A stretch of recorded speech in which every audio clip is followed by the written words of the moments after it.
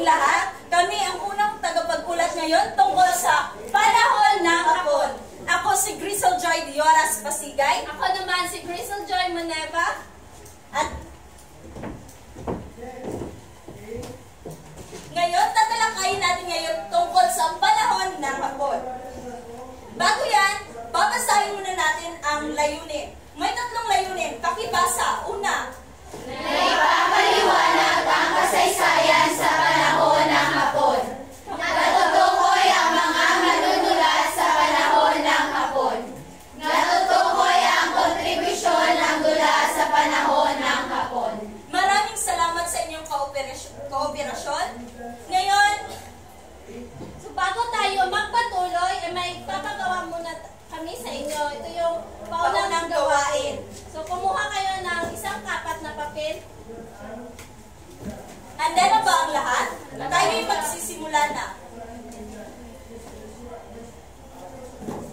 Una, sino ang namumuno sa Barangay Theater Guild? A. Lamberto V. Avillana. B. Francisco Soc Rodrigo. C. Julian Cruz Balmaceda. And D. Cathy de la Cruz. Uulitin ko. Sino ang namumuno sa Barangay Theater Guild? A. Lamberto V. Avillana. B. Francisco Soc Rodrigo. C. Julian Cruz Balmaceda. At D. Cathy de la Cruz. Pangalawang tanong.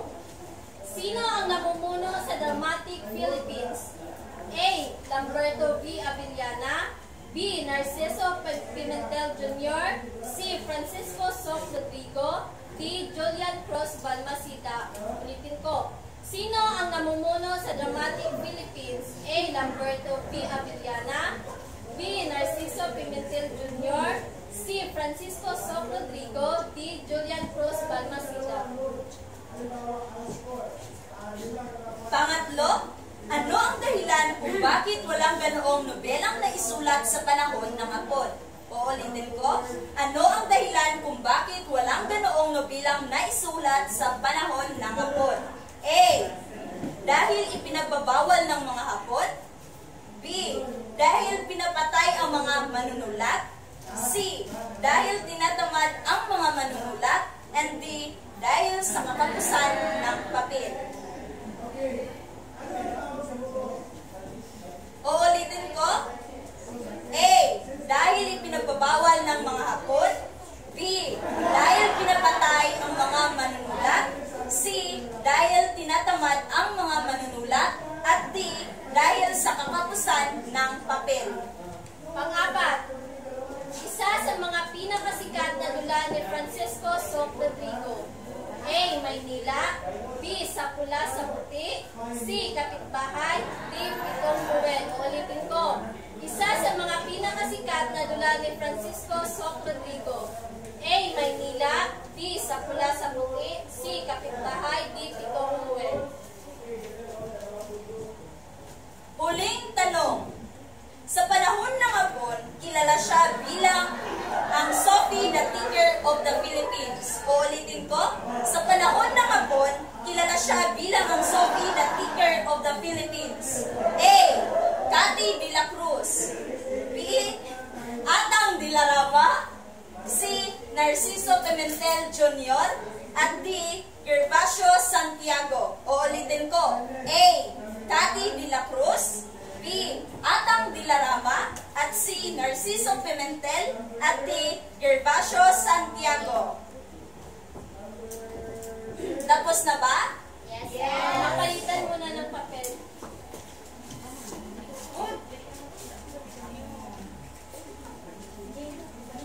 Okay na ba?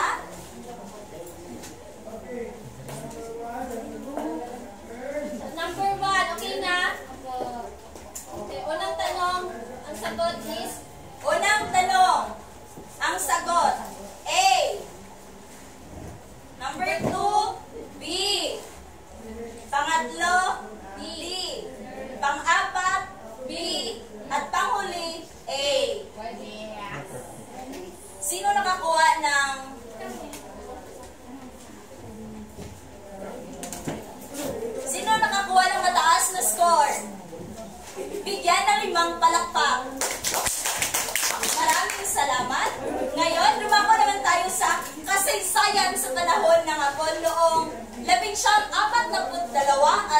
Dito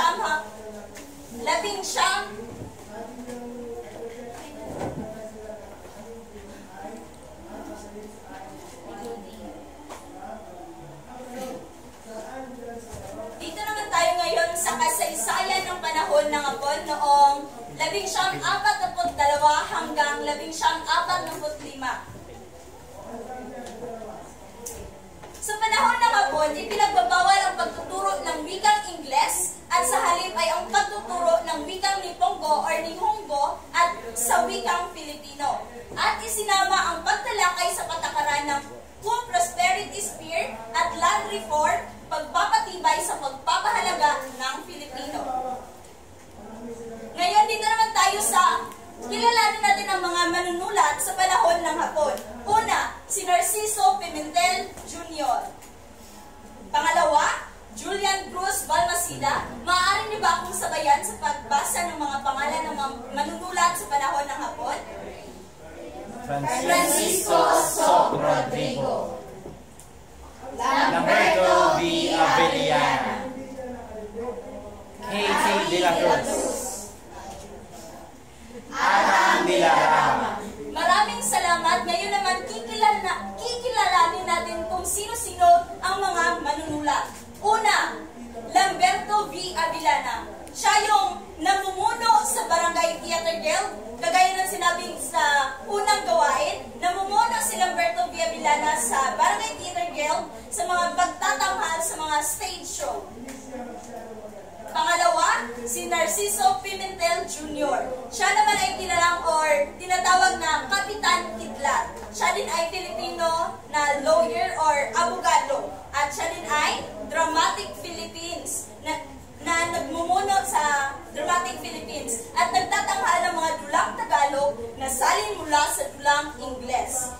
Si Narciso Pimentel, siya yung nagsalin mula sa ang mga wika ng Ingles, sinalin niya sa wikang Tagalog.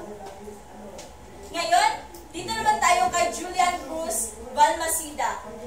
Tinuturing na isa sa mga haligi ng politikang Pilipino dahil sa malaking contribution niya sa sariling panitikan. Siya ay isang makata, mandudula at kwentista, mangangatha, novelista at mananaliksik sa wika. At siya din yung sumulat ng Sino Ba Kayo? Ng pinakamataas na uri ng dula sa panahong yaon. Sa panahon ng Hapon, siya yung sumulat ng Sino Ba Kayo, yung tinaguri ang pinakamataas na uri ng dula. Dito naman tayo sa Francisco Soc Rodrigo, isang Filipino playwright or lawyer at abogado, broadcaster at senator sa Pilipinas noong 1955 hanggang 1967. Siya rin ang sumulat ng Sa Pula sa Puti na ikikwento mamaya. At siya din yung si Rana de Bergerac, siya yung nagsalin sa Pilipino. At siya din ay isang senador, manunulat, panganay na lalaki sa kanilang magkakapatid, at namatay siya noong 1975 at isa din siyang makata, mandudula at lingkod ng bayan. Ngayon, pumunta naman tayo sa kay Cathy de la Cruz. Si Cathy de la Cruz ay isang leading Filipina singer or jazz vocals and torch. Song in a long career that lasted 8 decades, si Cathy de la Cruz, siya yung pinakasikat sa panahon ng Hapon na artista. At ang tawag din sa panahon ng Hapon na mga artista, ang tawag ay Togo or Pugo. Si Cathy de la Cruz ay tinaguri ang Sophie Tucker of the Philippines or the Queen of Filipino Jazz. Ngayon, dito naman tayo tatalakay kay Atang Dilarama. Siya ay sikat na artista, mang-aawit at siya din ay bodabil na tagapalabas at siya ang unang Pilipina film artist na pinanganak sa Pandacan, Manila noong Enero 1972.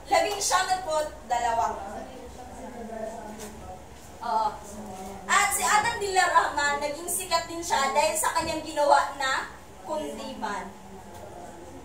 Ngayon, pumunta naman tayo sa ang nobela sa panahon ng mga Hapon. Una, walang gaanong nobelang naisulat ng papel at ilan sa mga nobelang nalathala na ginamitan ng napakaliit na titik o tipo, isang katunayan ng pagtitipid sa papel. At isang manunulat din sa mga nobela sa panahon ng Hapon ay si Jose Esperanza Cruz. At isa sa kanyang ginawa ay Tatlong Maria. At si Jose Gervasio Santiago, ang kanyang nagawa na nobela ay Sa Lundo ng Pangarap. At si Adriano P. Adriatico, ang kanyang ginawa ay Pamela. At Gervasio Santiago, ang ginawa niya din ay Magandang Silangan. At si Isidro Zamaga Castillo, ang kanyang nasalin or nagawang nobela ay Lumubog ang Bituin.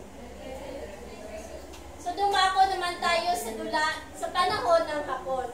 So dito, na huling bahagi ng panahon ng Amerikano na wala ang dula dahil sa paglabas ng pelikula. Ipinasunog ng mga Hapon ang mga ito. Dahil dito, ang mga manunulat ng dula ay muling nagbalik sa mga mamamayan. So dito na, anong panahon ng Hapon, di ba alam naman natin na may galit yung mga Hapon sa Amerikano. Kaya pinasunog nila yung mga nobela at yung mga dula na nagawa ng mga manunulat natin. Tsaka, para hindi na rin, para mawala na rin yung impluwensya ng mga Amerikano sa atin. Ang mga artista, manunulat at patnubot ng mga sinihan at pelikula na nawala ng hanap buhay, nagsibuo ng iba't ibang samahan, nagdulot ng panuring pang-alyo sa pamamanglaw ng mga mamamayan. Nawala ang dula dahil sa paglabas ng pelikula. Inalugdan ang pagpapalabas sa maliit at malalaking teatro tulad ng Avenue Live, Manila Grand, Opera House. So dito na, dahil nga diba, nawala na yung mga dula. So yung mga artista doon is nagbalik na sila sa kanilang nagbalik na sila sa kanilang yung ordinaryong buhay. Dahil parang nawalan sila ng hanap buhay. At saka dito is ang nagpalit sa dula ay pelikula na. Kaya hindi na masyadong pinatagpilit yung dula kasi may bago ng pinapalabas na kung saan yung pelikula na kung saan nagbibigay ng alyo sa mga tao. Ngayon, dito naman tayo sa Pula sa Puti ni Francisco Soc Rodrigo. Kikilalanin natin ang mga tauhan sa Pula sa Puti. Una, si Kulas. Maaari niyo bang basahin? Kulas. Kulas, mahilig magsabong, pangunahing tauhan sa kwento. Sili, asawa ni Kulas na pumipigil sa kanya sa pagsasabong pero sikreto pumupusta sa kalaban. Shusini, kaibigan ni Sili. Pastor, ang nag-impluwensya kay Kulas sa pagsasabong. Tibago, ang inutusan ni Siling sa pagpusta sa kalaban. Maraming salamat. Ngayon naman, panunuorin ninyo Ang sa Pula sa Puti, ito ay isang dula ni Francisco Soc Rodrigo.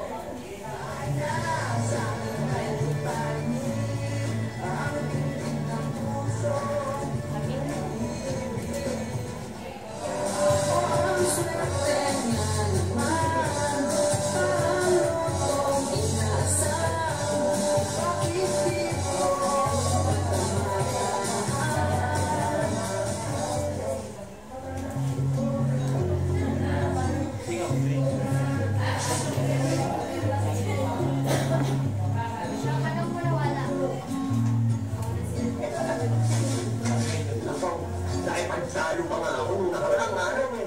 Paano ay hindi pa ako binasa sa pagpili at paghimas ng ano. Pero ngayon, marami na akong natutunan, mga bagong sistema. Oo, sistema! Eh, anong sistema? Huwag kang mainip, sasabihin ko sa'yo. Nanaginip ako siya na pinakapunta ako ng isang kanabaw, isang puting kanabaw. Puti. Ang pilak ay puti. Sa tuwid ang ibig sabihin, pilak.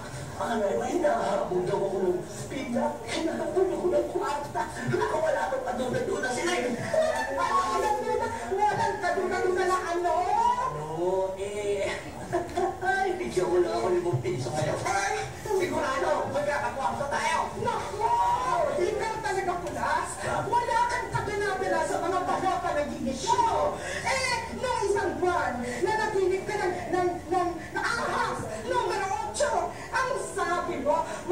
mananalo ka.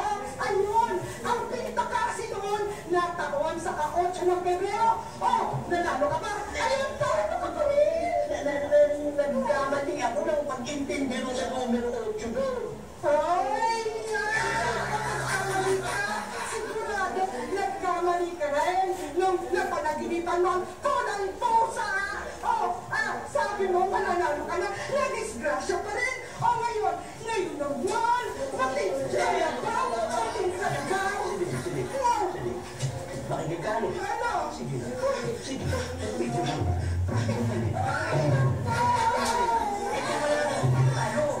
Hindi tayo matatalo. Talaga. Nako, sapat na tayo. Tutumayin na to. Totoo.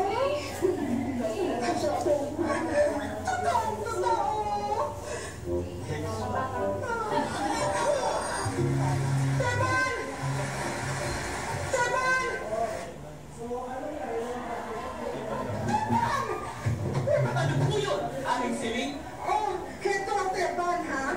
5 piso. Pumunta na naman ang ama mo si Kuna sa sabungan. Ito, ipusta mo to. At tandaan mo, ipupusta mo ito sa manok ng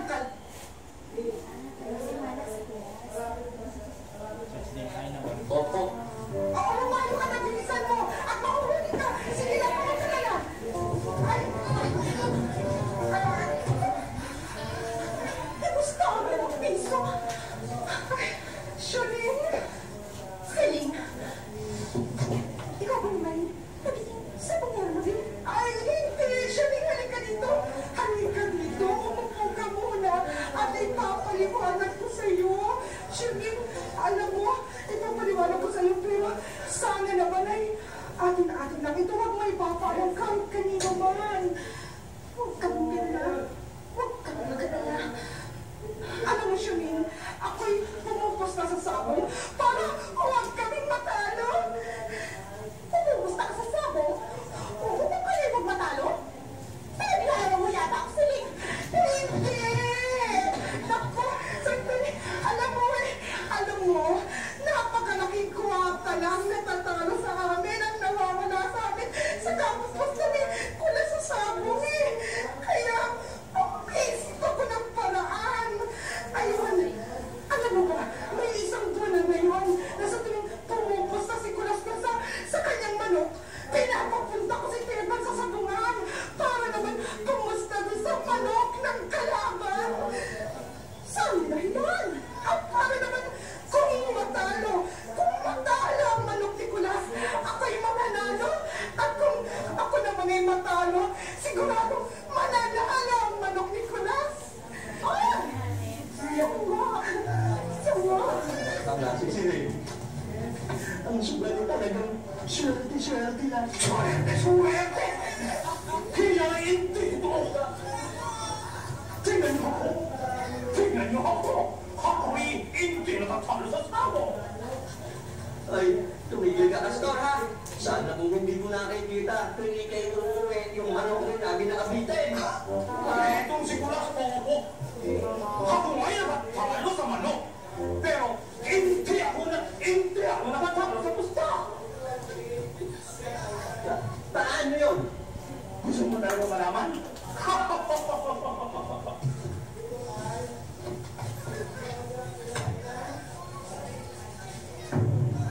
Alam mo, Kulas, lahat ng manok ay may litin sa hilalim ng paa. Dinagturo lamang yan at nang iina ang manok at hindi naman nanalo. Ang gagawin mo lamang, ikaw ay pupusta ng palihin. Sabi mo! Hindi ba yung sandaraya? Sinong tao ang nagkakakuha sa sukat na hindi ang bataya? Bukod pa yan, ikaw ay marami ng kwartang natalo at ito'y gagawin mo lamang para ikaw ay makabawi naman. Opo, Aling Siling. Opo, Aling Siling. Oh, heto Teban, heto ang pera. Naku, pumunta na naman yan si Kuna sa sabungan. Ipupusta mo ito. Tandaan mo, ipupusta mo itong pera sa manok ng kalaban. Oh, ito. Ang laking pera nito! Ito, tulo ko ba to? Oh, todo! Naku!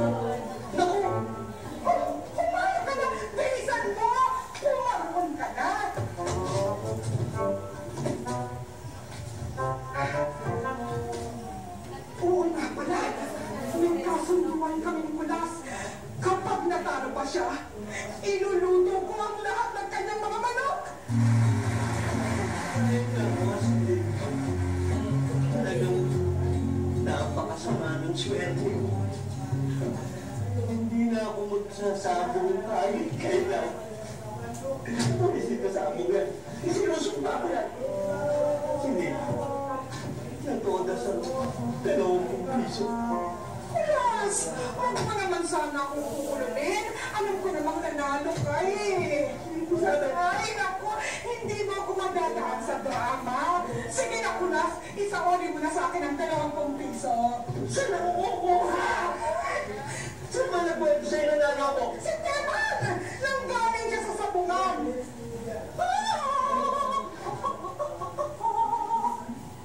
Teka, Celine. Baka si Teman ang tumumi ng kwarta. Siya nga pala! Sinabi ko naman sa'yo mo, huwag ka masyado magtitiwala. Teman! Teman! Ako'y nagulat sa inyo. Teman! Isama mo na dito ang pera! Anong pera? Hindi yung 20 piso ang dinala ko kanina sa sapungan! Babae, natalo mo po eh. Sinungaling ka! Kung natalo ko, edi sana nanalo si Kulas ko. Eh kaso, natalo si Kulas, edi nanalo ka. Teka, ha? Teka, ikaw kumusta rin sa sakuha kanina? Ha? Opo! Pinapusta po ako ni Alex Smith. Ganon! Ay, sige. Bawal ka ng bawal sa akin sa pagkasaka. Yung pala, ikaw isang sumugera tayo niyo. Ay, Kulas! Ako'y tumupos na sa sako. Bakit manalo ka pa? Hindi tayo mawawalan! Paano pala akong isang pulol? Teka muna, teka. Iwanagin natin saan napunta ang 20 piso. Diba? 10,000 na ang pera. Aba, Teka muna. Alam mo sige. Totoong natalo nga si Teban. Kasi, kumusta siya doon sa manok ng kalaban. Natalo yun eh. O kung gano'n, nanalo ka. Oo. Nanalo nga ako. Oo, yung manok ko. Oh, isama mo na sa akin ang pera. Pero, doon sa pusta, natalo ko. Kasi, hindi sa manok ng kalaban ko, pusta eh. Saan mo nakakalapan ka pumusta?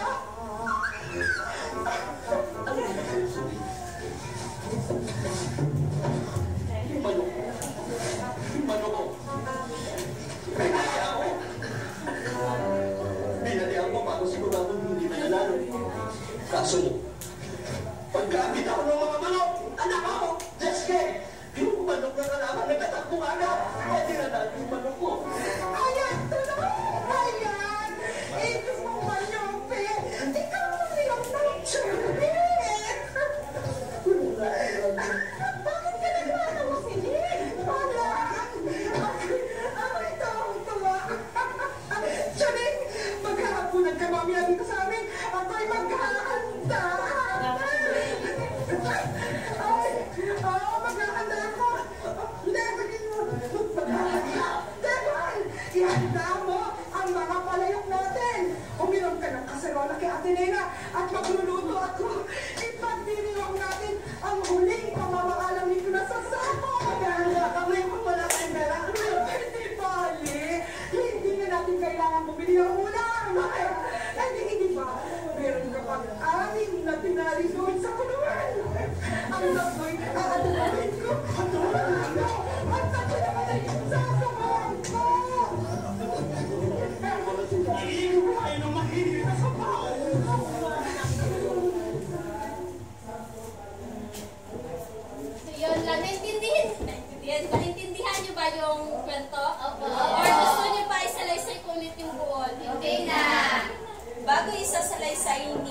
ng ating isang tagapag-ulat, maaari ba namin makuha ang inyong kung ano yung natutunan ninyo sa dula? Maaari ba magtaas ng kamay? Sa rasa. Ang natutunan ko ay wag kayo basta-basta maniniwala sa kung ano yung sinabi ng iba kasi yun din yung ikatalo natin or ikasisira natin. Bigyan ng palakpak. Sino ba ang gustong sumagot? Ate Rizel. Ang natutunan ko is wag kang magsisinungaling kasi mapapahamak ka. Maraming salamat. Bigyan ng palakpak. Sino ba ang gustong sumagot? Wala na? At Puweto. Ang natutunan ko ay huwag natin basta-basta ipusta yung pera natin kaya alam naman natin yung pera natin ay may dapat puntahan at para sa pamilya natin yung pera natin. So dapat yung pera natin ay huwag natin ipusta basta-basta. Bigyan ng barangay club. Maraming salamat at ngayon naman ay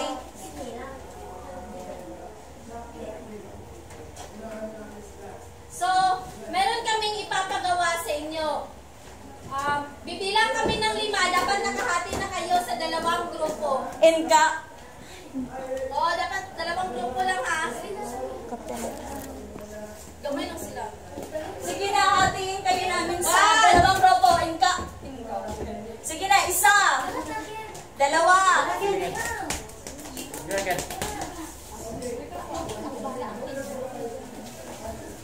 Sige na, Ken.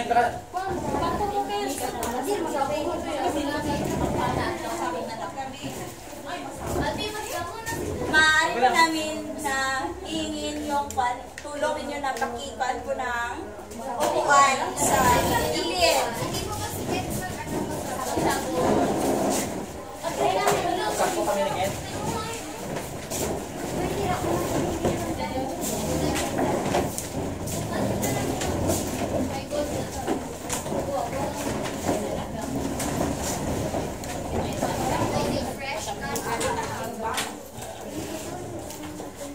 So, ito yung dapat nyong gawin. Magbibigay kami ng katanungan ng aming tagapag-ulat. At pwesto kayo sa pula or sa puti. Sa puti kung tama. At sa pula naman kung mali. Ang bawat katanungan ay may kaakibat na 2 puntos. So, dapat paunahan. Yes? Paunahan ng 2 grupo. Opo. Grupo-grupo.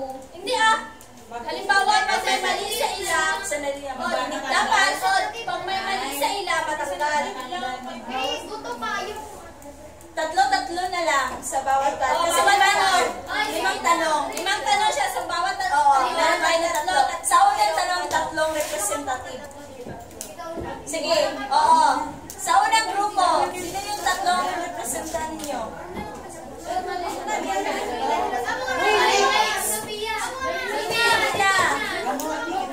Bilisan natin. Sa unang tanong, sa unang tanong pa lang ito ha, meron tayong 5 katanungan. Ito ay madali lang na kayo nag-aalala. Pag may isa sa inyo na pumunta sa puti, wala kayong score. Dapat sama-sama kayo dun sa ano. Ito puti para sa tama at pula para sa mali. Doon kayo. Doon. Dre, dapat rin Dapat sama-sama ha, walang iwanan. Paunahan ha. Paunahan kayo, Sa paunahan. linya, dapat rin sa linya, ha? Wait lang, may suggestion. 5 na lang pa-representative. Tapos kung sino itong mabili na lang, ano itong Sige ma. Okay, pwede. Sige. Sino yung dadagdag para naging 5 yung paan?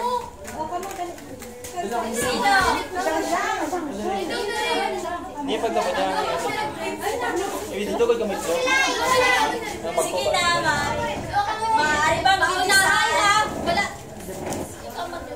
Nadipindi na sa amin yung Sige, unang katanungan. Sa panahon ng Hapon, naging pakinabang ang mga dula na nagsilbing aliwan sa mga Pilipino. Sa pula o sa puti?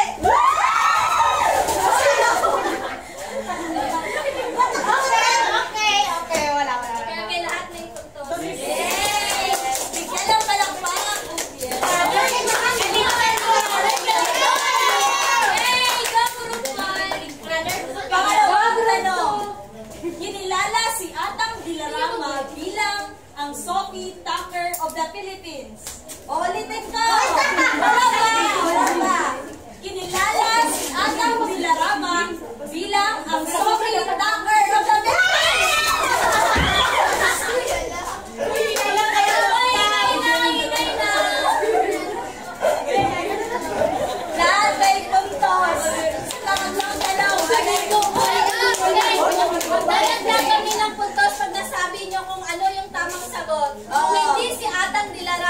Sino yun? Ang ano to? Sino yun? Dati nila Cruz. Dati taas na kamay. Una siya taas. Sandali. Tama.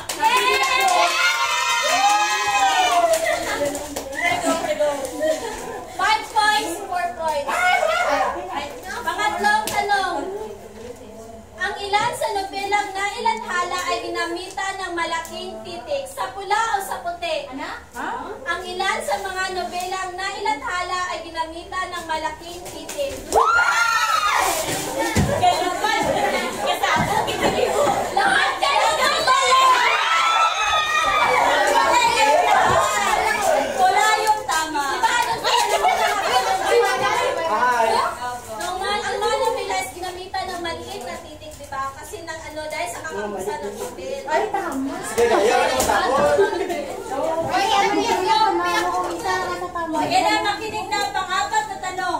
Sa panahon ng Hapon ay kinilala si Cathy de la Cruz bilang ang Sophie Tucker of the Philippines. Pula o puti? Hoy, mga hanga! Tama na! Wala nang aalis! Anong group? Ano to, Christina? Anong group? Group 1. Tanggal na mga pang- Mali. Ay, na.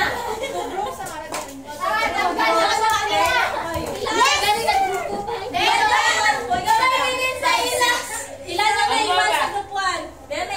Pantay, graduwa na tanggal.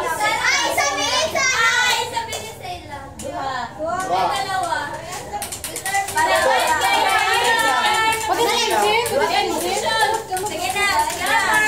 Diba? Panguling tanong mo lang. Sabi na namin kanina na si Cathy de la Cruz yung kilalang Sophie na Tucker ng Philippines. Sige, pang-5. Panguling katanungan. Makinig na. Ang Barangay Theater Guild ay pinamumunuan ni Lamberto B. Avilana. Sa pula o sa puti? Yay! Wala na? Tingnan mo ko. What's up? Wala mo na. Wala nang aalis. Sila ang may punto.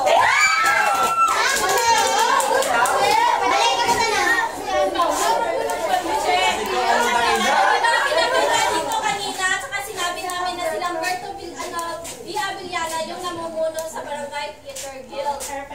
Pwede liwat? Wala na. Ang matalo ay Tatayan natin. So, unang katanungan. Sa panahon ng Hapon, ito ay usong-uso dahil sa halos walang pelikulang nailabas. A. Tula. B. Budabil. C. Sa pula sa puti.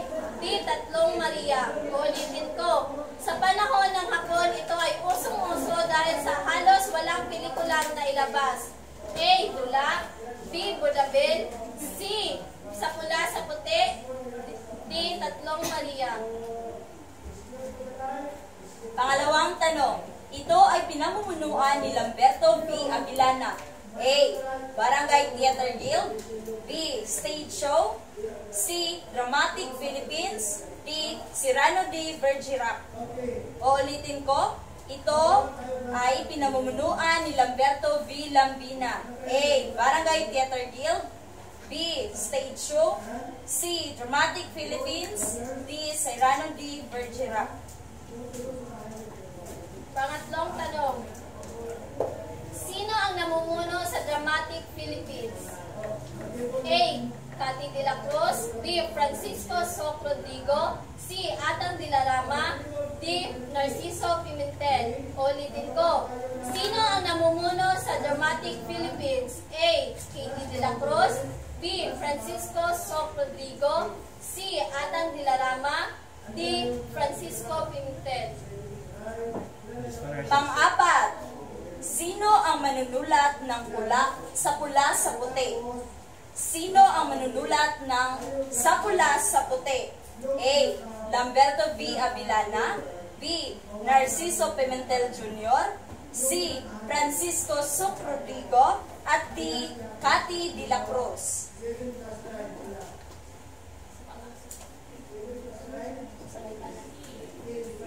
Panglimang tanong.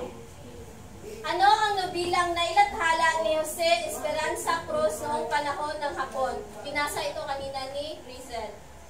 A. Pamila. B. Magandang Silangan. C. Tatlong Maria. D. Lumubog ang bituin. Ulitin ko. Ano ang nubilang nailathala ni Jose Esperanza Cruz noong panahon ng Hapon? A. Pamila. B. Magandang Silangan. C. Tatlong Maria. D. Lumubog ang bituin. Pang-anim, bakit kailangan ng mga Pilipinong manunulat na sumulat ng mga akda o nobela na gamit ang wikang Pilipino? Ulitin ko. Bakit kailangan ng mga Pilipinong manunulat na sumulat ng mga akda o nobela na gamit ang wikang Pilipino? A. Dahil gusto lang nila. B. Dahil gusto ng mga Hapones na gamitin ang sariling wika kahit na hindi nila naunawaan ang mga salita. B. C.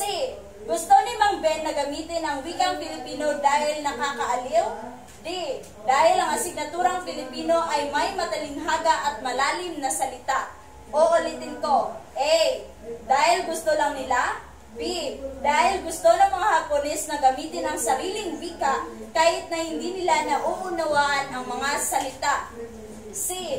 Gusto ni Mang Ben na gamitin ang wikang Pilipino dahil nakakaaliw. D. Dahil ang asignaturang Pilipino ay may matalinghaga at malalim na salita. Pangpitong katanungan. Sa dulang sa pula sa puti ni Francisco Soc Rodrigo, sino sa mga tauhan ang masasabing mong may kritikal na pag-iisip? A. Pulas. B. Suling. C. Tiban. D. Siling. Ulitin ko. Sa dulang sa pula sa puti ni Francisco Soc Rodrigo, sino sa mga tauhan ang masasabi mong may kritikal na pag-iisip? A. Pulas. B. Suling. C. Tiban. D. Siling. Pangwalong tanong. Si Kent ay isang manunulat sa panahon ng Hapon. Ngunit kaunti lamang ang kanyang nailathala. Ano ang rason kung bakit kaunti lang ang kanyang nailathala? A. Dahil sa kakapusan ng papel. B. Dahil sa tinatamad. C. Dahil sa dulot ng digmaan. D. Wala sa nabanggit. O ulitin ko. A. Dahil sa kakapusan ng papel. B. Dahil sa tinatamad. C. Dahil sa dulot ng digmaan. At D. Wala sa nabanggit. Pangsyam. Ang dulang sa pula sa puti ay tungkol sa una, pagmamahal. B. Kapayapaan. C. Pagsasabong. D. Pagmamahal sa kapwa. Ulitin ko. Ang dulang sa pula sa puti ay tungkol sa A. Pagmamahal. B. Kapayapaan. C. Pagsasabong. D. Pagmamahal sa kapwa. At ang huling tanong.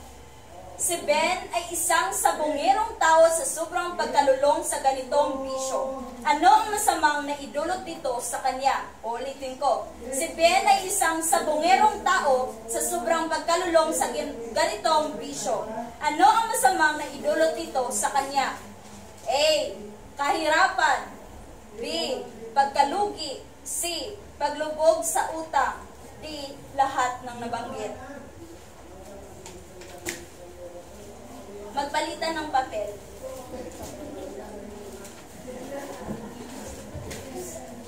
Okay, number 1. Okay na? Okay. Number 1, letter A. Number 2, B. Number 2, B. Number 3, D. Number 4, B. Number 5, A. Kilala ni Ibay Balik, si Katie De La Cruz, kilala bilang ni Sophie Capper of the Philippines. Number 1, A. Dramatic ang iba. Ay, wait lang. Wait lang, balik lang na kasi. Wala na nabasa niya. Okay, number 1, B. Paumanin lamang. Number 2, letter A. Number 3, D. Number 4, C. Number 5, C. Number 6, B.